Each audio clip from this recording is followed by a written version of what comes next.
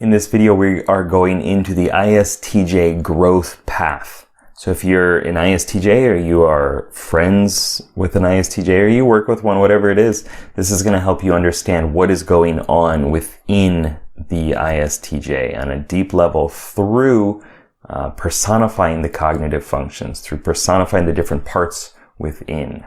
So here we go.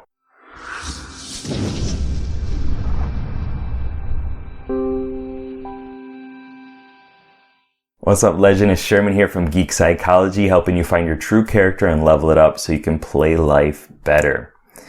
So let's just get right into it.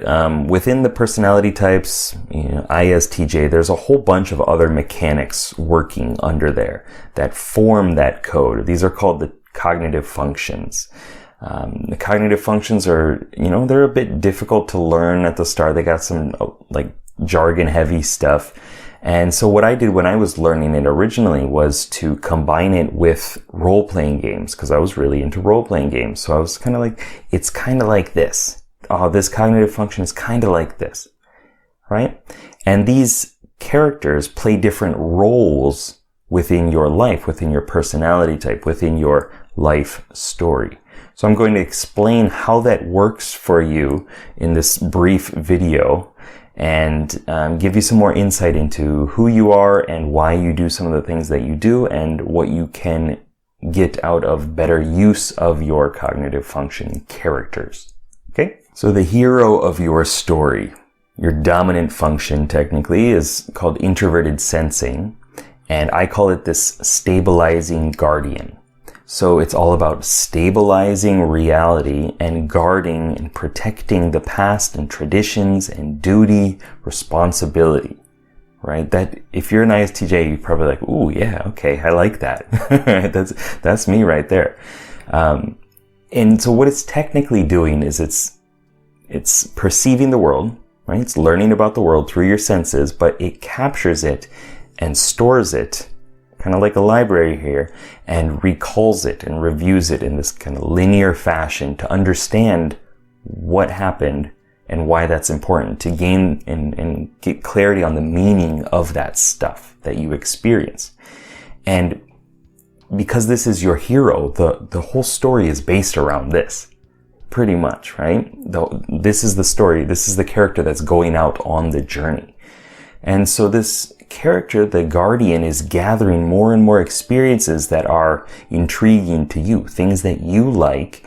You gather more and more information around it, and that eventually builds into your life. Like, that becomes your personality. It's like this connection of identity, of like who I am based on my past experiences, and I've surrounded myself with all of these things that kind of show my identity. And so these facts, these experiences, this information that you've gathered, that you've learned about the things that are really important to you, really do attach to who you are.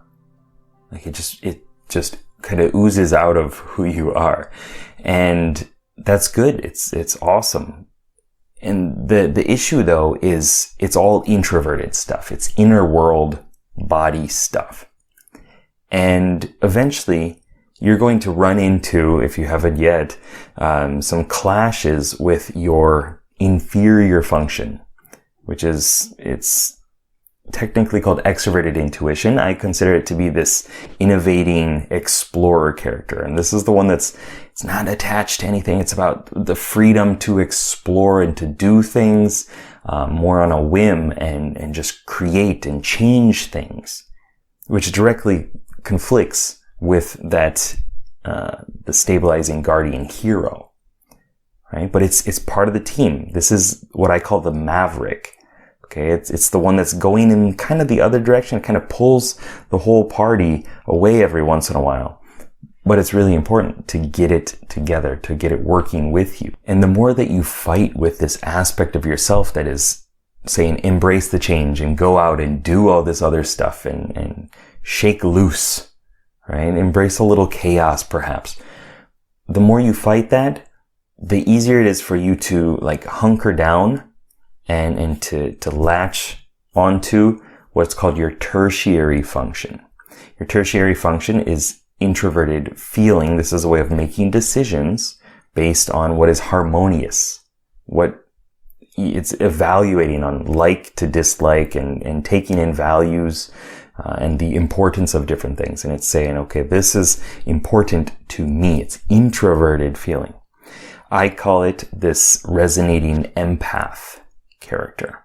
Okay, and the empath is all about emotions and what's important to me and my values and things like that. It's another inner world character. So when you fight the explorer and you don't want to explore, you don't want to get new experiences, you don't want to let things emerge as they emerge, well, then you just go in this loop of connecting with the guardian and the empath. Okay, what do my experiences tell me? And how do I make a judgment based on those experiences that makes me feel good? Right? And it gets really strongly connected to strong emotions. Things like pride, revenge, anger, things like that. Even happiness and stuff too, in a more positive way. Right? It's this kind of empath pocket healer that's just there protecting the guardian. But if nobody's moving out or moving forward with your life, then you're just stuck in the Shire. You're just stuck in the starting town and you're not going out into the world, right? Where chaos happens, where the lack of order is key to growth. And this empath character is also, it's kind of it's a soft spot, right? It's all about how you feel inside and you know, those kind of identity statements of who you are used to make a judgment, right? I'm going to do this because this is the good thing to do. Not that it's the correct thing to do, but it's good. It's like humanely, right?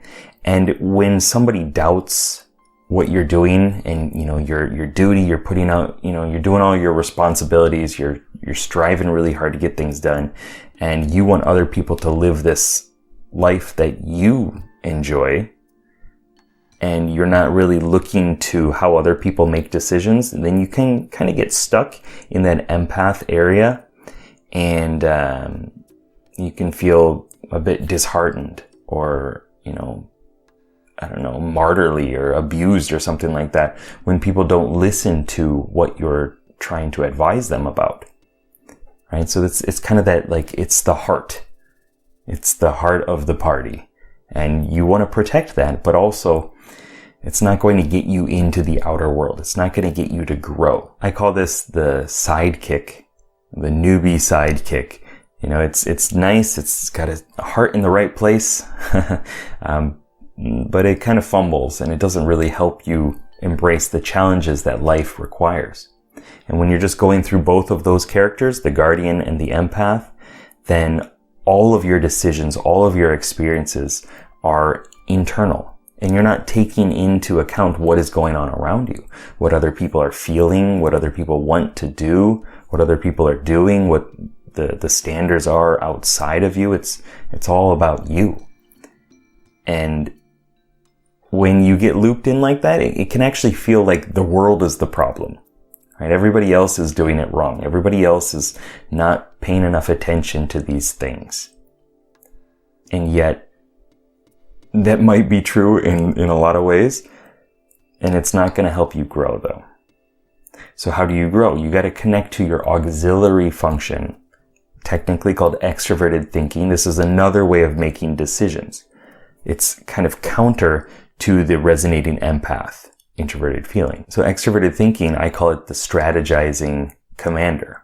It's all about taking control of situations, managing the resources, the people, the things, the timelines, the money, whatever it is. Just taking logical management steps in order to get the goal done, to achieve the results that you want. And you're probably pretty good at that, right? It's a conscious competency, right? But the thing is, it's often used just as something that you can do to help other people in some ways. You know, you do it to set up your life as well, but it's not really relied on as much as it should be. And I consider this to be the mentor character. Because this is the one that's pushing you into the outer world, pushing you to proactively go out and structure things.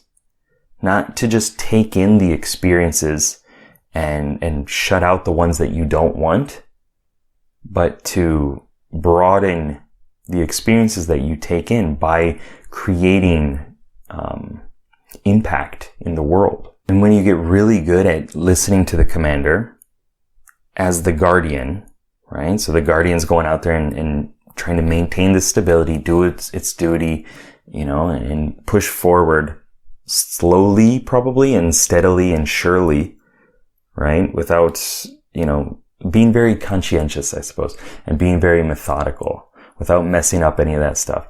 And then listening to the commander that's pointing and saying, these are the resources that we have in order to make this goal better. Well, that's really good, right? That's how you create subtle adjustments into your life and into the lives of the people that matter to you, right? To make it more stable, to guard them, to protect them, and to maintain the daily continuity of life to its highest degree. But it's hard because you have both of these characters, right? You have the commander shouting, saying to do this stuff, and then you have the empath that's kind of wounded and a little bit afraid and saying, hey, no, play it safer. Don't go out there. But eventually you're going to learn how to do the commander stuff and bring in the empath to support that, so that you can embrace more of the explorer nature of yourself. See, it's already in you. I'm sure you can think of things in your life that you do that are a little quirky, a little different perhaps, or exploring all the different things within one realm of personal interest to you. Like if you like RPGs, okay? Maybe within that game, you explore the whole world, right? Or you play a bunch of different RPGs because you like RPGs, right? Or if you like a certain kind of movie, you probably watch all movies related to that type of thing. That's exploring safely, right? And that's a good thing.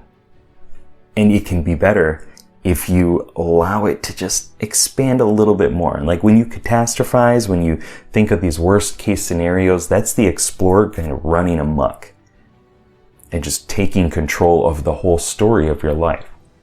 But if you intentionally do it, intentionally kind of push yourself a little bit to explore more, you're going to gain more experiences to reflect on and review over, and more awareness of how do I use my commander to appropriately use those experiences and not just let them use me, not be a creation of all of my past experiences, but to take some control over which experiences come into my life and which ones are meaningful to me through the empath. Simple enough? I know it's a journey. That's why I call it the growth cycle. That's why I use all these analogies, because it is a journey. It's this epic adventure that is your life. And it's important to really listen to these four main characters and notice who's talking the loudest, who's resonating the deepest, who's speaking the most, who's in charge, who's got the spotlight at different points of your life. And is it good? Is it the right time for this character to be doing this? And also, of course, you can expand this out to the people in your life. And when you know their personality type, when you know which characters they're using, you can help support them better too. All right. So I hope that this video helped. If it did, please comment, like, share, subscribe, do all that good stuff. And if you want more videos like this in the RPG model, check it out over here. You want some personal development videos over there. All right, keep up the lifelong questing. Good luck, have fun. Peace.